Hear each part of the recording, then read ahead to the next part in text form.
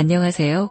여러분, 정보노트입니다. 오랜 역사를 가진 건강식품으로 다양한 효능으로 인해 많은 사람들에게 사랑받고 있습니다. 그러나 마늘은 그 효능뿐만 아니라 일부 사람들에게는 부작용을 유발할 수 있는 식재료이기도 합니다. 특히 생마늘을 과다 섭취할 경우 소화불량, 알레르기 반응 등 여러 가지 문제가 발생할 수 있습니다. 칼로리가 낮은 식품으로 알려져 있지만 섭취량에 따라 전체 칼로리 섭취에 영향을 줄 수 있습니다. 이 글에서는 마늘의 부작용과 함께 칼로리 정보에 대해 자세히 알아보겠습니다. 건강하게 즐기기 위한 팁과 주의사항도 함께 소개할 예정이니 많은 관심 부탁드립니다. 마늘, 부작용. 하지만 많은 혜택을 가지고 있지만 과다 섭취나 특정 상황에서는 부작용이 발생할 수 있어요. 1. 소화불량. 소화기에 자극을 줄 수 있습니다. 특히 생마늘을 섭취할 경우 위장의 불편함이나 소화불량을 초래할 수 있습니다. 이러한 증상은 주로 과다 섭취 시 나타납니다. 2. 알레르기 반응. 일부 사람들은 마늘에 알레르기 반응을 보일 수 있습니다. 증상으로는 피부 발진, 가려움증, 호흡 곤란 등이 있으며 이러한 경우 즉시 섭취를 중단하고 전문가의 상담을 받는 것이 중요합니다. 3.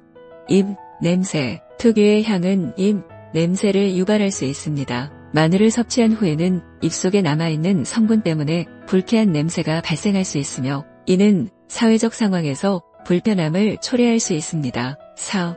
채취 변화. 마늘을 섭취하면 채취가 변화할 수 있습니다. 땀을 통해 성분이 배출되면서 신체에서 강한 향이 날 수 있습니다. 이는 특히 운동 후 더 도드라질 수 있습니다. 5.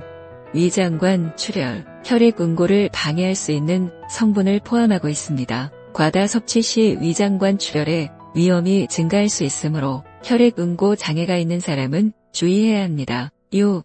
혈압 저하. 혈압을 낮추는 효과가 있지만 고혈압 약물을 복용하는 경우 과도한 혈압 저하를 초래할 수 있습니다. 이로 인해 어지러움이나 기절할 수 있으므로 관련 약물을 복용 중인 경우 전문가와 상담하는 것이 좋습니다. 7. 위염 및 위궤양 악화. 위염이나 위궤양이 있는 사람은 위장에 자극을 줄 수 있어 증상을 악화시킬 수 있습니다. 이러한 경우에는 섭취를 피하는 것이 좋습니다. 8.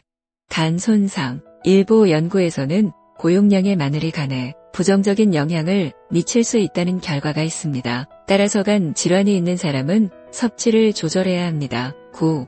약물 상호작용. 특정 약물과 상호작용할 수 있습니다. 특히 항응고제, 항바이러스제, 항고혈압제와 함께 복용할 경우 약물의 효과를 감소시키거나 부작용을 증가시킬 수 있습니다. 10.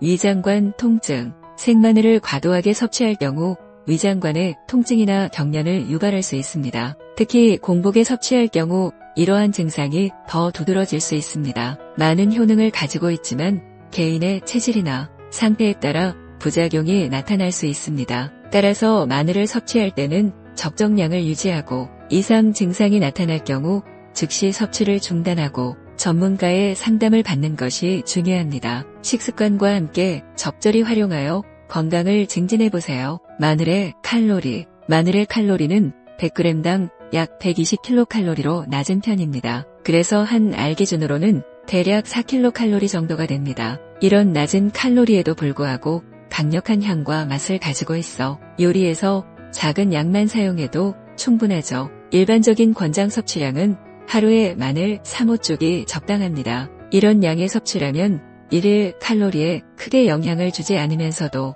마늘이 가진 다양한 건강 혜택을 누릴 수 있습니다. 오늘은 마늘의 부작용과 칼로리에 대해 알아보았습니다. 정말 작지만 강력한 건강의 히어로입니다. 여러분의 주방에서 가장 작고 강력한 히어로가 되길 바랍니다. 우리의 작은 친구가 여러분에게 큰 기적을 가져다 주길 기대합니다. 이제 마늘을 더욱 사랑하고 건강하게 즐겨보세요. 마늘의 부작용 10가지와 마늘, 칼로리에 대한 정보노트였습니다.